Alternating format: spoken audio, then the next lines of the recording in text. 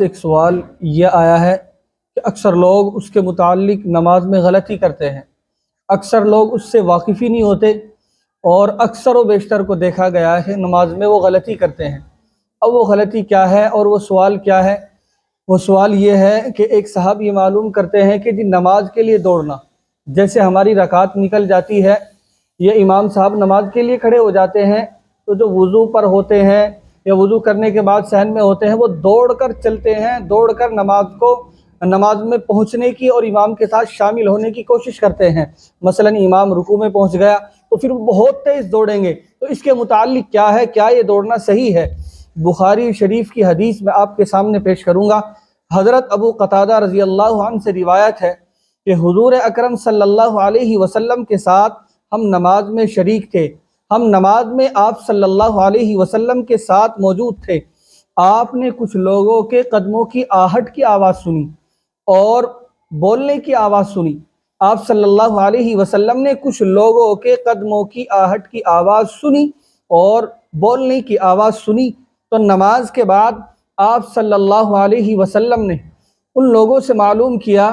کہ کیا معاملہ ہے، کیا ماجرا ہے، کہ قدم بہت تیزی کے ساتھ چلنے کی آواز آ رہی تھی اور اسی طریقے سے بولنے کی آواز آ رہی تھی۔ لوگوں نے عرض کیا کہ اللہ کے نبی صلی اللہ علیہ وسلم، ہم نماز کے لیے جلدی کر رہے تھے، چنانچہ ہمارے قدموں کی آہٹ اور بولنے کی آواز اس لیے آپ کو پہنچی کہ ہم نماز کے لیے جلدی کر رہے تھے۔ آپ نے ارشاد فرمایا، آپ صلی اللہ علیہ وسلم نے کیا ارشاد فرمایا؟ آپ نے فرمایا کہ تم ایسا نہ کرو، بلکہ جب تم نماز میں آؤ تو سکون کو، وقار کو ملحوظ رکھو اور پھر نماز کا جو حصہ تم پاؤ اس کو حاصل کر لو، یعنی نماز کا جو حصہ تم پاؤ اسے پڑھو۔ مثلا ہمیں 1 رکعت ملی، 2 رکعت ملی، جتنی بھی ملی، لیکن وضو کر کے یا وضو کرنے کے بعد صحن میں ہوتے ہیں، امام جو ہے نماز کے لیے کھڑا ہوا، رکوع میں چلا گیا، تو ہم دوڑ کر جو جاتے ہیں۔ آپ نے کیا فرمایا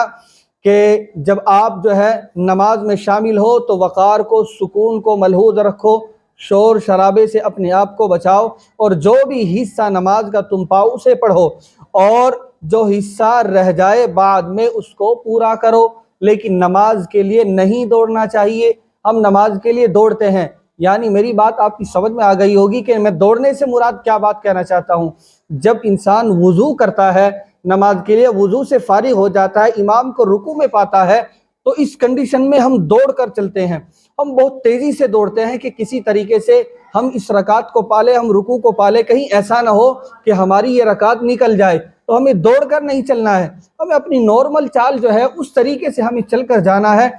یعنی وضو کے بعد مسجد میں، کہیں اور کی یہ بات نہیں ہے۔ تو چنانچہ جو رکعت آپ کو ملے اس کو پڑھو اور جو باقی رہ جائے اس کو پھر بعد میں ادا کرو۔ اللہ عمل کی